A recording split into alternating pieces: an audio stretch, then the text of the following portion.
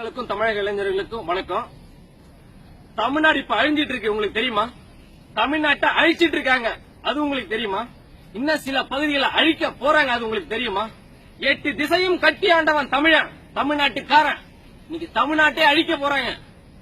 இது யாருக்கும் இன்னும் வெளியே தெரியாம இருக்கு. சில பேர் தெரிஞ்சு போராட வரமாட்டீங்க. ஆந்திராவில் 4 இடத்துல அனுமதிச்சிருக்காங்க ஹைட்ரோ கார்பன் திட்டம், மீத்தேன் திட்டம் நிறைவேற்றுறதுக்கு. குஜராத்ல 5 இடம், ராஜஸ்தான்ல 2 இடம். டெல்லியில என்ன செயல்படுத்த முடியல. அவன் முதல்வர் மக்களை வாழ வைக்கிறான்.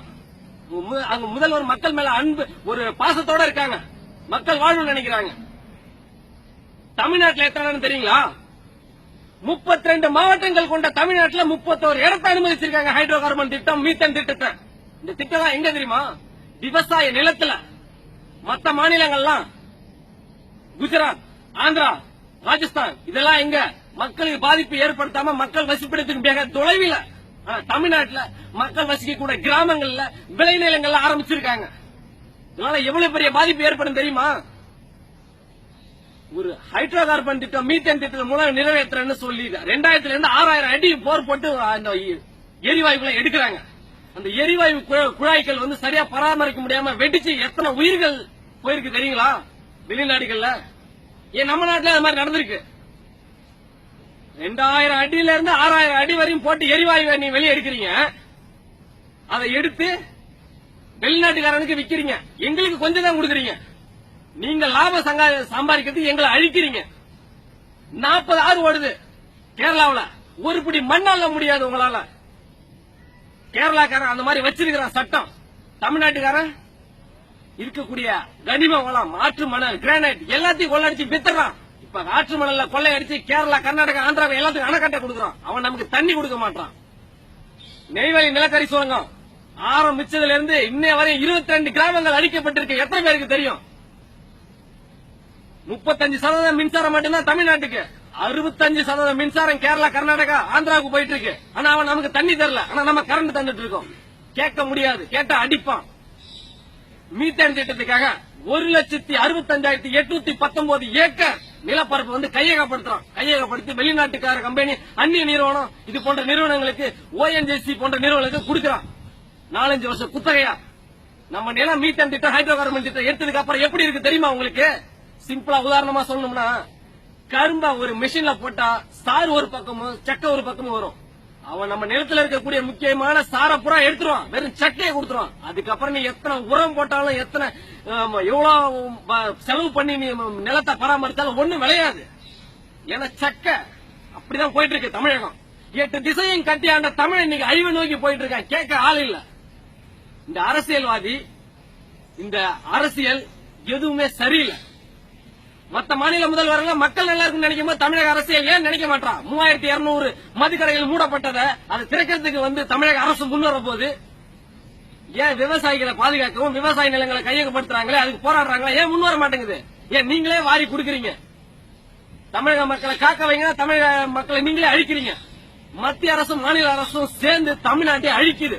மற்ற மாநிலங்கள்லாம் 4 இடம் 5 இடம் ஹைட்ரோ கார்பன் திட்டத்தை, மீத்தேன் திட்டத்தை எடுக்க அனுமதிச்சுட்டு 32 மாவட்டம் கொண்ட தமிழ்நாட்டில் 31 இடத்தை அனுமதிக்கிறீங்கன்னா அப்ப தமிழ்நாட்டை அழிக்கதானே? Make in India, digital India, தூய்மை இந்தியான்னு சொல்றீங்க. இத்தனை இந்தியா வச்சு 800 துறைமுகத்தில் கப்பல் விபத்து ஏற்பட்டது. என்ன பண்ணீங்க? ஒரு இயந்திரத்து மூலமா என்ன படலங்களை அகற்ற முடிஞ்சது அவங்களால?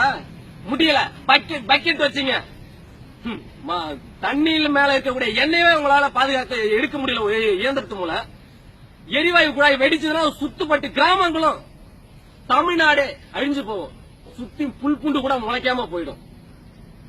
என் நிலத்துல வேணாம், என் நிலத்துல எடுக்காத அப்படின்னு போராடக்கூடிய தமிழ்நாட்டு மக்களை அரசியல்வாதி, மத்திய அரசும் மாநில அரசும் காவல்துறையை வச்சு அடிக்கிறாங்க.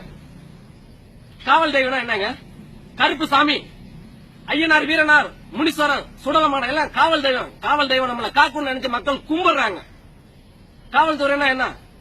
காவல்துறைனா மக்களை காவலாக்கணும், நம்மளுக்கு பாதுகாப்பா இருக்கணும். நம்ம வரி பணத்தை வாங்கிட்டு நம்மளே அடிக்கிறாங்க. அரசியல்வாதிக்கு சொம்படிச்சு நீங்க அப்படியே தலையை குனிஞ்சிட்டு தான் போயிட்டு இருக்கீங்க. விவசாய மக்கள் வாழ்றதுக்காக விவசாய நிலத்தை கையகப்படுத்தி அவனுங்க எரிவாயு குழாய் அமைக்கிறாங்கன்னு போராடுறாங்க. சமீபத்தில் கதிரமங்கலத்தில் அந்த எரிவாயு குழாய் வெடித்து எண்ணெய் படலங்கள் குடிநீரிலையும் விவசாய நிலங்களையும் பாதிச்சிச்சு. யாருக்கும் தெரியாதவன் இல்ல, எல்லாருக்கும் தெரியும். போராட முன் வர மாட்டீங்க. இன்னைக்கு தஞ்சை மாவட்டம், நாளைக்கு கடலூர், அடுத்தது தமிழகமே. உயிர் மிஞ்சுமா? தமிழ்நாட்டுல உயிர்கள் மிஞ்சுமா? எனக்கு என்ன நீங்க போயிட்டீங்கன்னா கடைசியா உயிரே இருக்காது. அகதிகள் மாதிரி நம்ம அண்டை மாநிலங்கள தான் போய் வாழணும். 1960 சோமாலியா மிகப்பெரிய விவசாய நாடு. மீத்தேன் திட்டம், ஹைட்ரோ கார்பன் திட்டம் மூலமா எல்லாத்தையும் அந்த நாட்டுல செலுத்தி வெளிநாட்டுக்காரங்க கம்பெனி அந்த நாட்டு அரசியல்வாதிகள் கைக்குள்ள போட்டுட்டு அந்த ஹைட்ரோ கார்பன் திட்டம், மீத்தேன் திட்டத்து மூலம் அங்க எடுக்கிறன்னு போய் அந்த விவசாய நிலத்தை அழிச்சிட்டாங்க. இன்னைக்கு அந்த விவசாய நிலத்துல வெறும் புல் பூண்டு கூட முளைக்கல. அதே மாதிரி நிலைதான் தமிழகத்துக்கு வரப்போகுது. அது உங்களுக்கு பல பேருக்கு தெரியும். தெரிஞ்சு நீங்க போராடம் வர மாட்டீங்க. பல பேருக்கு தெரியல. அதுதான் வேதனைக்குரிய ஒண்ணு. காவல்துறையிட்ட ஒண்ணு கேட்டுக்கிறேன். போராட்டத்தில் கலந்துக்கூடிய ஆம்பளைங்களை கைது பண்ணி உள்ள தள்ளிடுறீங்க. பெண்கள், முதியவர்கள், குழந்தைகள் பார்க்காம தடியடி நடத்துறீங்க. ஒரு வயசான அம்மாவை 2 காவல்துறை ஆள் அடிக்கிறாங்க. வயசான அம்மா. சரி, அடிச்சுட்டு நீங்க என்ன திம்பீங்க? சோறு தானே திம்பீங்க. அந்த சோறை யாரு விளைவிக்கிறா? அந்த அரிசியை யாரு விளைவிக்கிறா? ஒரு விவசாயி. சொந்த நிலத்துல சொந்த விவசாய ஓட விட்டு அடிக்கிற காவல்துறை சோறு தானே திங்க, வயிற்றுக்கு வைக்கலாம் திங்கிறீங்க. சிந்திச்சு பாருங்க. அந்த போராட்ட காலத்துல உங்க அம்மாவோ, உங்க அப்பாவோ, உங்க பொண்டாட்டியோ, மாமனோ, மச்சானோ, அக்காவோ, தங்கச்சி யாராவது இருந்தா இந்த மாதிரி அடிப்பீங்களா நீங்க? என்னையா காவல்துறைக்கு ஒரு சட்டம், பொதுமக்களுக்கு ஒரு சட்டமா? அடிக்கிறதுக்கு அனைத்து பாதுகாப்பு சாதனங்களும் அணிஞ்சிட்டு வந்து அடிக்கிறீங்க. அவன் தெரிஞ்சுதான் ஓடிட்டு இருக்கான். திருப்பி அடிக்கல. அவன் உரிமையாதான் கேட்கறான். விவசாயிகளுக்கு தண்ணியை கொடு, விவசாய நிலத்தை விட்டுடு, அததான் கேட்கறான். விவசாயி எல்லாத்துக்கும் சோறு போடுறவன். சுயநலமா வாழாத ஒரே மனிதன் யாருன்னா விவசாயி தான். ஊழல் பண்ணாம வாழக்கூடிய ஒரு மனிதன் யாருன்னா விவசாயி தான். மத்திய அரசும் மாநில அரசும் சேர்ந்து இன்னைக்கு விவசாயம் கொண்டுட்டு இருக்கிறான். கடைசியா உங்கள்ட்ட ஒண்ணு சொல்ல விரும்பிக்கிறேன். இந்த வீடியோ பார்க்கக்கூடிய அனைவரும் நமக்கு இந்த பிரச்சனை வரல, நம்ம ஊருக்கு வரலன்னு நினைச்சு இருந்துடாதீங்க. நான் முன்னாடி சொன்ன மாதிரிதான் இன்னைக்கு தஞ்சை மாவட்டம், நாளை கடலூர் மாவட்டம், அடுத்து ஒட்டுமொத்த தமிழகமே நம்ம எல்லாம் கையேந்தி நிக்கணும். அடுத்த மாநிலத்துக்கிட்டே, அடுத்த நாட்டு காரண்டியும் 3200 மதுக்கடையை தேடக்கூடிய தமிழக அரசு மக்களுக்கு நல்ல வாழ்வாதாரத்தை தேட மாட்டேங்குது. தண்ணீரை எப்படி சேமிக்கிறதுன்னு தெரியல. ஒரு அணை கட்டல. காமராஜர் காலத்துக்கு அப்புறம் அணையே கட்டல. அதுதான் உண்மை. ஊழல் ஊழல் ஊழல்னே போச்சு அரசியல். தமிழ்நாட்டு மக்களை யாரும் காப்பாத்துறதுக்கு ஆள் இல்லையா? என் உரிமையை கொடுன்னு போராடும் போது நீங்க அடிச்சு விரட்டுறீங்க. அழிவு நிச்சயம் தமிழ்நாட்டுக்கு. நீங்க போராட முன் வரலனா, இந்த திட்டத்தை தடை செய்யாம விட்டீங்கன்னா நாளைக்கு நாம எல்லாமே இன்னொரு நாட்டுல போய் கையேந்தி நிக்கணும். இன்னொரு மாநிலத்துல கையேந்தி நிக்கணும். மத்திய அரசு, மாநில அரசு விவசாயிகளை வாழ விடு.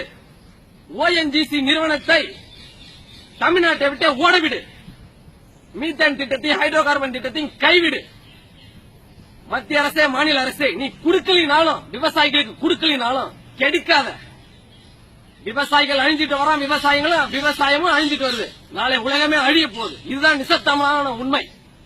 விவசாயிகளுக்கு ஆதரவாக உங்களில் ஒருவன் ரவி, விவசாயி.